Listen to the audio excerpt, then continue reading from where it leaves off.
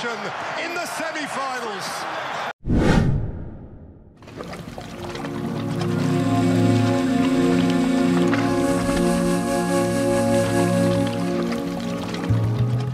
من منا لا يملك أحلام؟ مع اختلاف الأشخاص وطرق التفكير والنشأة، جميعنا نطمح لندرك شيئاً ما في هذه الحياة، لكن ما يفرق بين حلم وآخر هو العزيمة ومدى رغبتنا في إدراك المراد.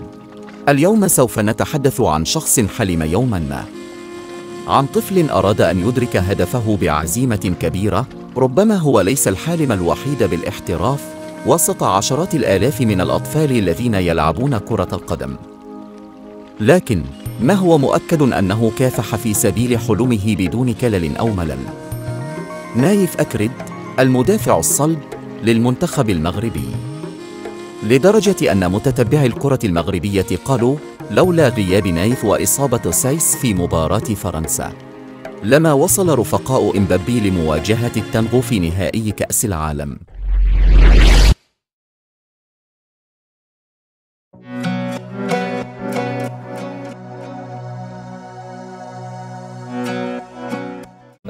My name is Naif Agard, and I want to see myself in a big championship or big clubs.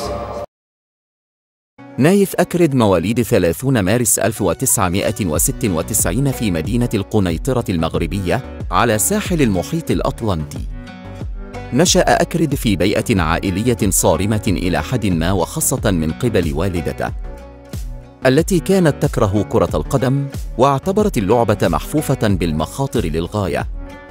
ولم يكن من الممكن أن يسمع أي أحد باسم نايف أكرد لو رضخ نجم نادي وستهام لطلبات والدته الملحة عندما كان طفلاً صغيراً بالتخلي عن فكرة لعب كرة القدم والتركيز على دراسته من أجل النجاح مستقبلاً في حياته.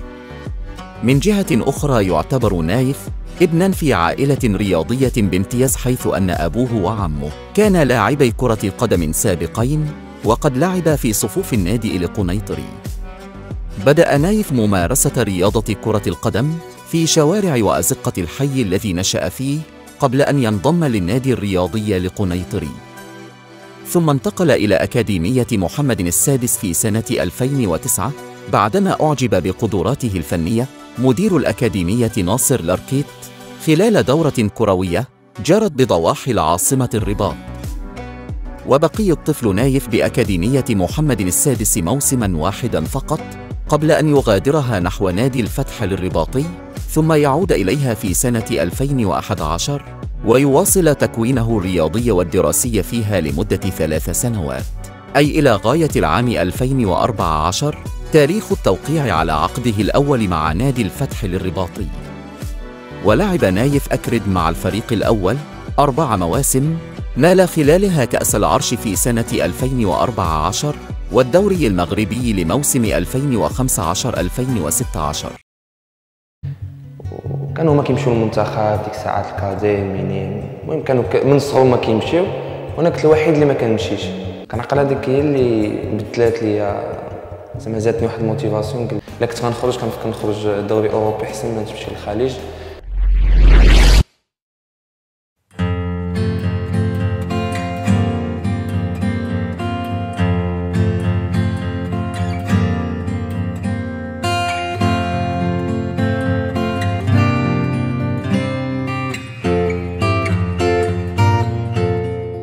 منعرج اللاعب كان هو رحيله بعدها نحو أوروبا للعب في صفوف نادي ديجون الفرنسي الذي تعاقد معه يوم 12 يونيو 2012 لمدة 3 سنوات مقابل 1,000,000 يورو ونصف، حيث رفض اللاعب عروضاً من أندية خليجية وفرت له عقوداً أكبر. وقال نايف للمجلة الرياضية الفرنسية سوفوت: لقد كان والدي وعمي مجيد لاعبين سابقين، وقد كان مشوار عمي الأطول والأفضل بحيث لعب في المنتخب الوطني، ولذلك فقد كان الحديث عن كرة القدم دائما حاضرا في الوسط العائلي. وقد رفعت تحديا لنفسي وهو أن يكون لي مشواري الخاص في عالم الكرة. نعود للمشوار الرياضي لنايف. إذ بعدما انضم لنادي ديجون الفرنسي وجد صعوبة كبيرة في البداية للتأقلم مع أجواء الاحتراف الأوروبي، خاصة في الحصص التدريبية اليومية الشاقة، ما جعله يتعرض لإصابات عديدة ومتعددة في موسمه الأول 2018-2019 الذي لعب خلاله 13 مباراة فقط في الدوري الفرنسي. كما أن وباء كورونا الذي ضرب العالم في سنة 2020 أدى إلى إنهاء الموسم الرياضي بفرنسا قبل الأوان، وبالتالي اكتفاء النجم المغربي بخوض 11 مباراة رسمية فقط. وفي موسمه الثالث في فرنسا انفجر نايف أكرد مع نادي رين الذي انضم إليه في صيف 2020 مقابل 5 ملايين يورو، فقد شارك في 35 مباراة في الدوري الفرنسي مسجلاً 3 أهداف، كما تذوق طعم المشاركة في مسابقة دوري أبطال أوروبا لكرة القدم بخوضه 4 مباريات في دور المجموعات، وتم اختياره في نهاية الموسم ضمن المرشحين لجائزة أفضل لاعب إفريقي في الدوري الفرنسي. وقد تم ترشيحه للجائزة في الموسم الموالي أيضاً بعدما واصل تألقه مع نادي رين بالمشاركة في 31 مباراة في الدوري الفرنسي وتسجيله لهدفين 2 وخوضه 9 مباريات تألق فيها في دوري المؤتمر الأوروبي.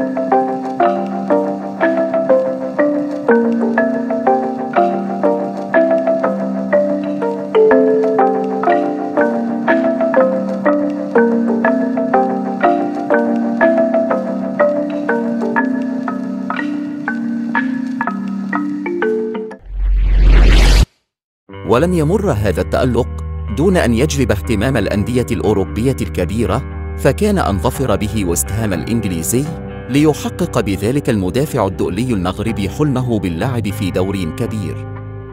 شارك أكرد في استعدادات الموسم مع ويست هام، لكن للأسف تعرض اللاعب لإصابة قوية مع فريقه ادخلته في أزمة نفسية حادة، والسبب أن اللاعب كان يحلم بالمشاركة في كأس العالم مع منتخب بلاده.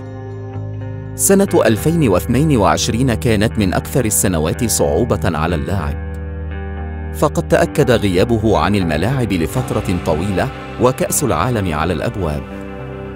بعد غيابه لشهور عاد نايف أكرد بعزيمة كبيرة وتمرن ليل نهار لكي يعود إلى لياقته البدنية. مباشرة بعد عودته فرض نايف رسميته في فريقه ويست هام، وأكد أنه القطعة المفقودة في دفاع النادي اللندني والتي جعلت الفريق يتلقى أهدافاً عديدة أدخلته في دوامة سوء النتائج، واحتل رتبة متأخرة في جدول الترتيب. فقد رأينا التغير الكبير في أداء ويست هام بعد عودة المدافع المغربي الشاب. طول قامته ولياقته البدنية وانضباطه التكتيكي كلها عوامل جعلت أكرد من بين اللاعبين الذين لا يمكن الاستغناء عنهم في المنتخب المغربي إلا في حالة الإصابة أو العقوبة، نظراً لقيمته الثابتة في تشكيلة أسود الأطلس. ففي المستطيل الأخضر يدأب على تأدية مهامه الدفاعية والهجومية على أكمل وجه وبدون كلل ولا ملل من أجل مصلحة المنتخب المغربي، وقد قدم أداءً خرافياً في كأس العالم رغم عودة الإصابة مرة أخرى. وقد تحامل اللاعب على نفسه كثيراً وكان سداً منيعاً في كل المباريات التي شارك فيها.